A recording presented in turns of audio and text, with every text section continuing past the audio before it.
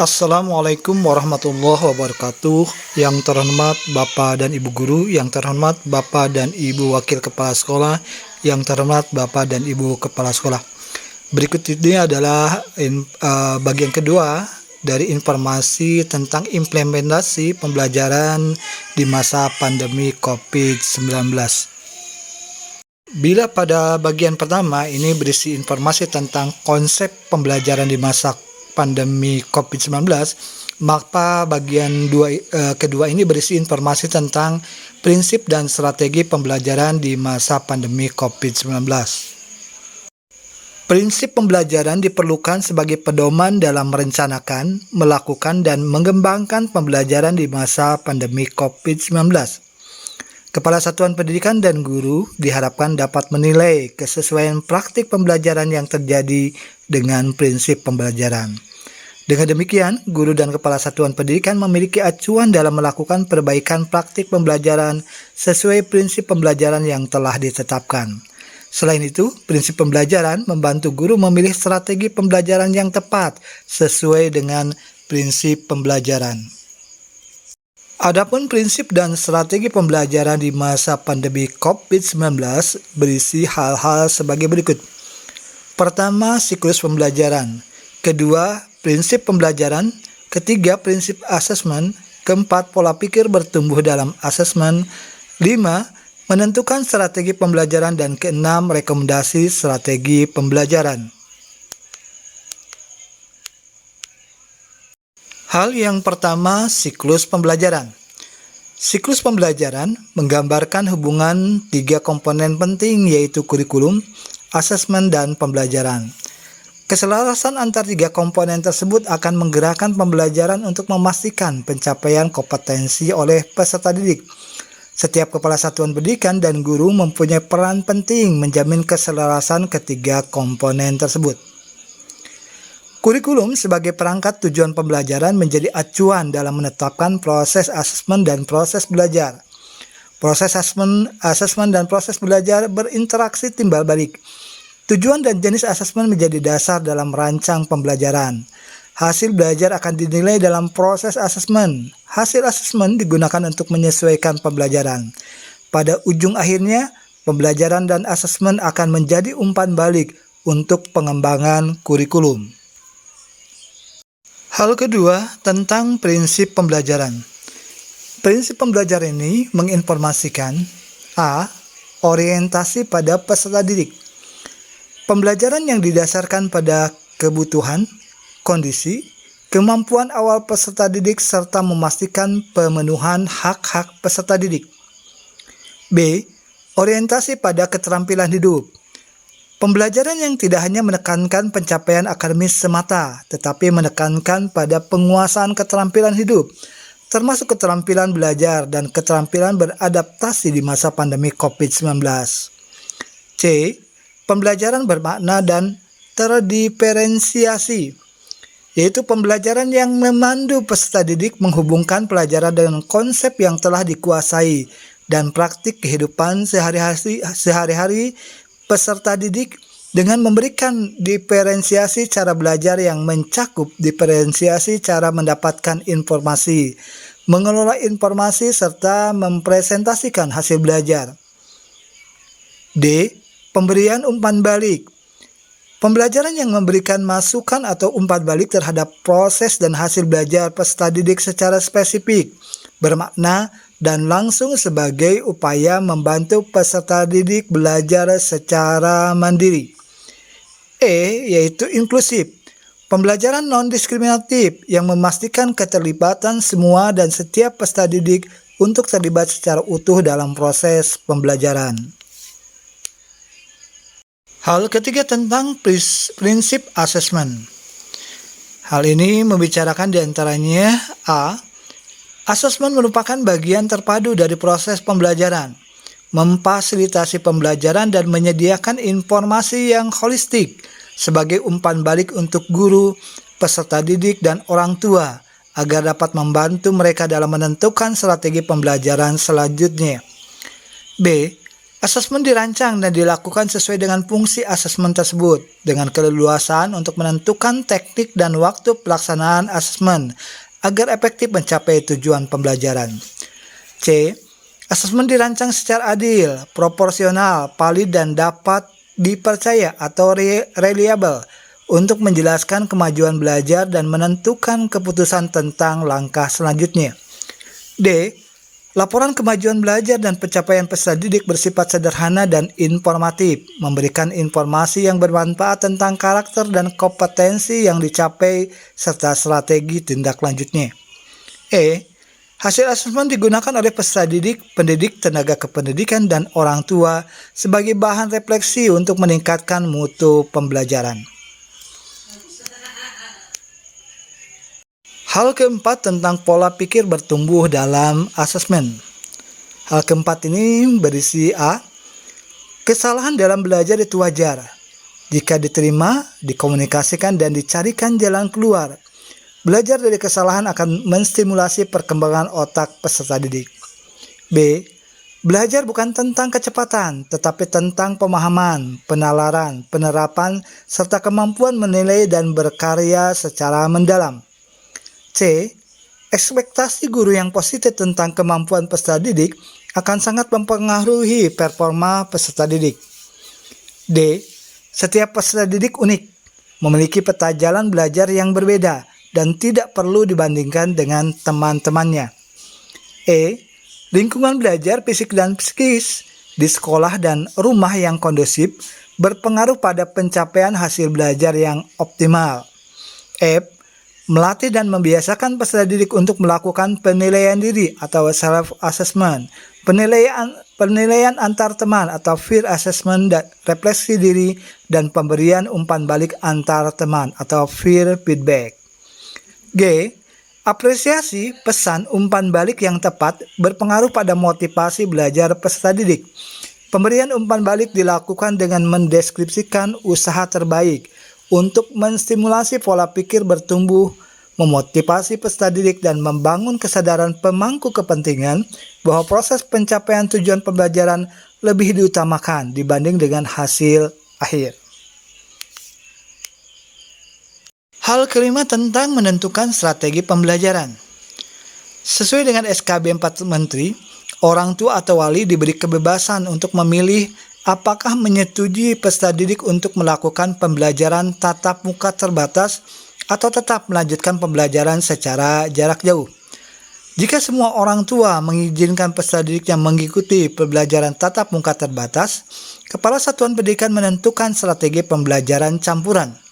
Sebaliknya, jika orang tua atau wali yang tidak mengizinkan peserta didik mengikuti pembelajaran tatap muka terbatas, Kepala Satuan Pendidikan menyediakan pilihan pembelajaran jarak jauh.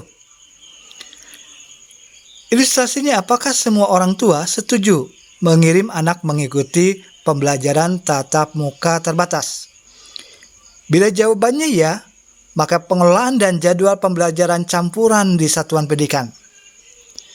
Berikutnya, rencana dan jadwal pembelajaran campuran dilakukan di kelas atau oleh setiap mata pelajaran. Apakah semua orang tua setuju mengirim anak mengikuti pembelajaran tatap muka terbatas?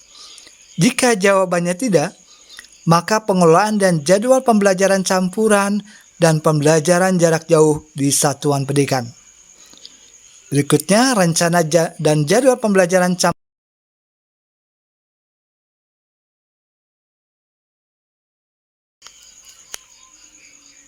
Hal keenam tentang rekomendasi strategi pembelajaran. Rekomendasi dan strategi pembelajaran ini berisi rekomendasi strategi pembelajaran tatap muka terbatas, rekomendasi strategi pembelajaran jarak jauh, rekomendasi metode pembelajaran jarak jauh, rekomendasi alur pembelajaran. Rekomendasi strategi pembelajaran tatap muka terbatas ini berisi hal tentang yang pertama, praktik. Praktik di sini adalah menerapkan suatu pemahaman dalam bentuk tindakan nyata untuk mengembangkan kompetensi peserta didik. Kemudian diskusi, mencari solusi atau jawaban terhadap suatu pertanyaan yang diberikan dalam kelompok untuk mengembangkan kemampuan berpikir peserta didik. Selanjutnya, refleksi, yaitu mengenali, menandai, dan menilai upaya dan capaian belajar yang telah dicapai untuk menentukan langkah perbaikan atau pengembangan selanjutnya. Refleksi bisa dilakukan dalam antar peserta didik berpasangan, berkelompok maupun bersama dalam kelas.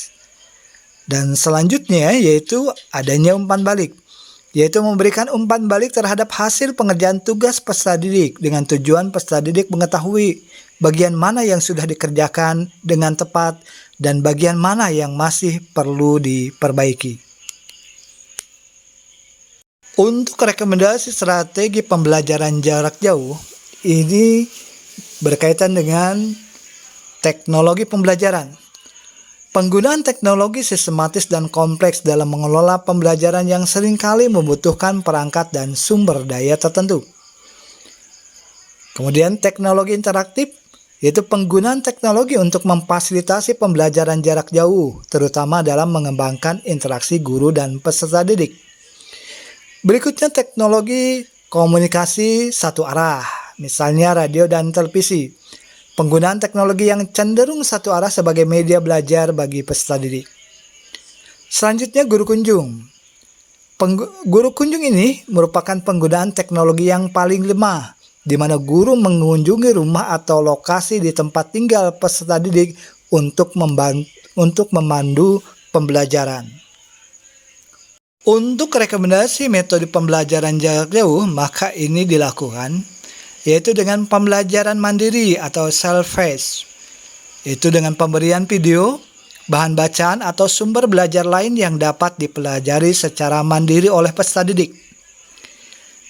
Tugas kontekstual berupa observasi atau wawancara dan lain-lain. Pemberian tugas yang terkait dengan persoalan, potensi dan narasumber yang ada di sekitar lingkungan tempat tinggal peserta didik.